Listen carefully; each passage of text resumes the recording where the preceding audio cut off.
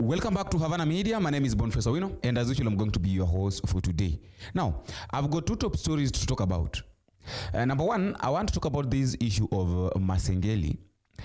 We know very well that Masengeli was summoned to go to court, which he missed 5 times. He was even told to tell the court and the judges the day that will be good with him, that he will be comfortable with him, so that he can go and hear his present himself, which he said that will be going on 9th. That is, I think on 9th September. Yeah, but he failed to go. And then all of a sudden, the judge passed his case, decided that he's supposed now to go to committee prison, whereby he's going to spend 6 months in prison.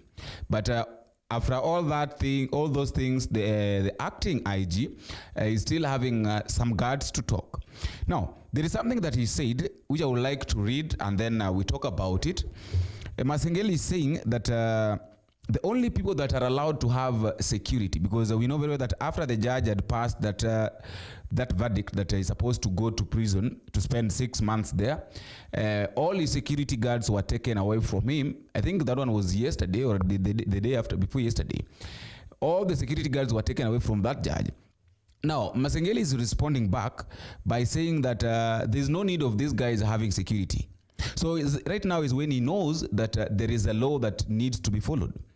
That is it. So right now is when he's talking about laws. Yet when he was being summoned, he did not know that he is also under law, that no one is above the law, that he's also supposed to go and present himself where he is needed to answer some of the questions that he was going to be asked. Now, this is what Masengeli is saying. Masengeli is saying that other than the president, the deputy president, and the retired president, no other Kenyan is entitled by law to be provided with the personal security details. The 2 officers that were taken from Justice Mugambi's security were recalled for purposes of attending VIP security courses. So I'm really wondering.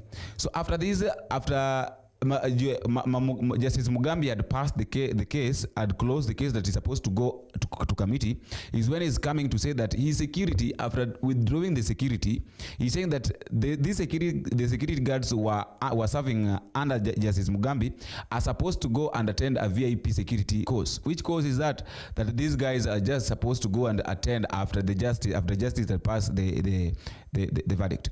And yesterday we had Koome complaining. But all these things, I think Koome is the one that caused all these things. She is the backbone of all these problems that we are seeing and we are passing through. Because I remember Koome, when the case was taken that they were stolen, in which I don't know whether they were stolen or not. According to people, that is what they say, that Raila won the 2022, but all the votes were stolen. And Koome decided to say that all those things were hot air, something like that, when people like Willis Otieno were trying to defend Raila Amolo Odinga's votes when he came with the narrative of Pikipiki Ponke. So I think the Pikipiki Ponke thing was what made Koome to say that all those things are hot air.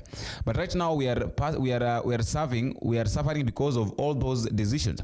Now there is this MP who have said that if acting IG Gilbert Masengeli does not resign by today, I will table a motion in Parliament for his removal from office. Depends entirely on the respect for the rule of law. Mm-hmm. The reason you have the 3 arms of government is so that there's a system of checks and balances that ensures that the country moves in one accord. Parliament makes laws, Judiciary interprets those laws, and we expect the executive to implement the laws that are passed. And who enforces them? Yeah. We set up for ourselves a police service to ensure that we are able to enforce the law. So if the police service decides to enforce the law, then the whole fabric of the democracy falls. We are falling into anarchy. And I want to say this morning, that if that gentleman does not resign, by the end of the day today, as David Ochieng will take such a motion to Parliament for his removal from office. He must leave office. There is MP David Ochieng. David Ochieng is saying that all these things that Masengeli is doing is not doing them alone. So that there is a force, there is someone who is telling him that don't do this, don't do. So he's following the direct, because according to under normal circumstances, I think this guy could have gone to parliament, to court. And it was also better for this Masengeli, the IG, acting IG, to just go to court and explain. It will be easy to explain these things other than just boycotting. Sometimes we assume things thinking that maybe it's not going to affect us, or maybe we are going to affect other people, without knowing that we are the people that are affecting ourselves. So right now, Masengeli, however much maybe perhaps people loved him back then, people cannot love him right now. However much people trusted him, they cannot trust him. Just like William Ruto. Right now, there's no one who can trust William Ruto with his words. That is story number one. Now, the second story is about this issue of Rigathi Gachagua and William Ruto. And I want to bring it this way. That we all remember what happened back then during William Ruto and Uhuru Kenyatta's time. When William Ruto decided to start campaigning, and people started sympathizing with William Ruto, assuming that Uhuru Kenyatta was mistreating him. So the happening between Rigathi Gachagua and William Ruto might be a plan, because William Ruto knows very well that the people from the mountain does not like him.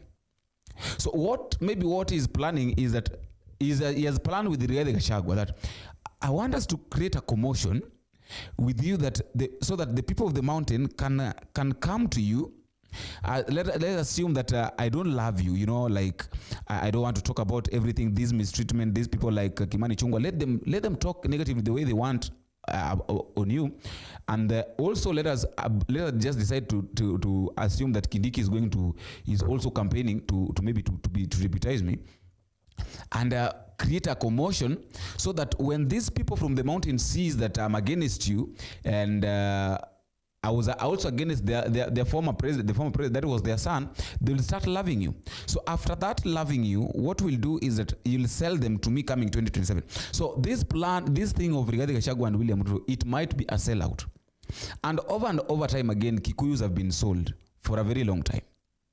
Let us not lie to ourselves. Let us just say the truth. Kikuyus have ever been sold, and Kikuyus normally they like sympathizing too much. They sympathized with William Ruto back then when Uhuru Kenyatta was the president. Even though Uhuru Kenyatta was telling them, this guy, don't trust this guy. Right now we are facing the consequences. We are dancing the tune of William Ruto. Suppose all Kikuyus heard what Uhuru Kenyatta was saying, we could have not been in this problem. Or maybe if at all, maybe we'll have been in this problem, but not this deeper than the way we are. Because right now, this problem that we are in, my friends, let me tell you something, that we cannot come out of it. It is here with us, and it is here to stay. This problem cannot go anywhere.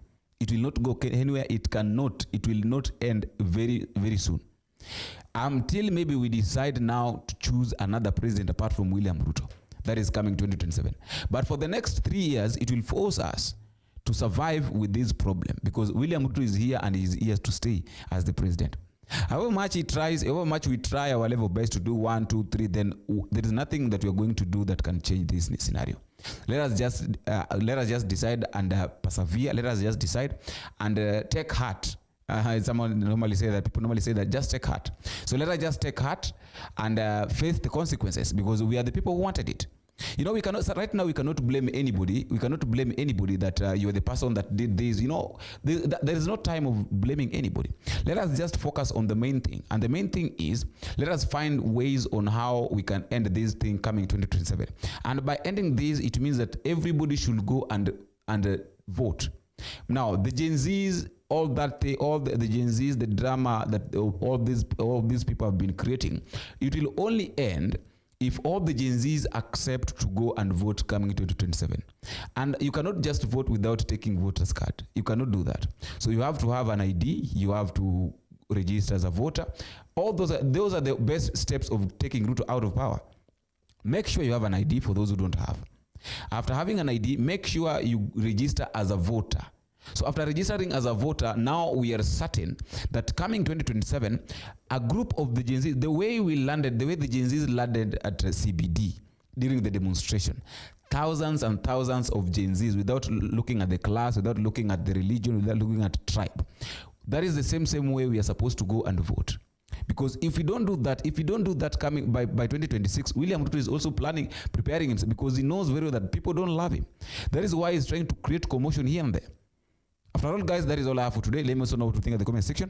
But just a reminder, please, if you're meeting for the first time, don't forget to click the subscribe button. You can also like, share, and drop me a comment and tell me what you think and where you're watching us from. As I normally say, that feedback is normally the key thing in form of communication, and also not fail to appreciate those who have been giving us a support, because without a support, the channel cannot grow and cannot be where it is as now. Until we meet again, I've been your host, Boniface Owino. Bye-bye.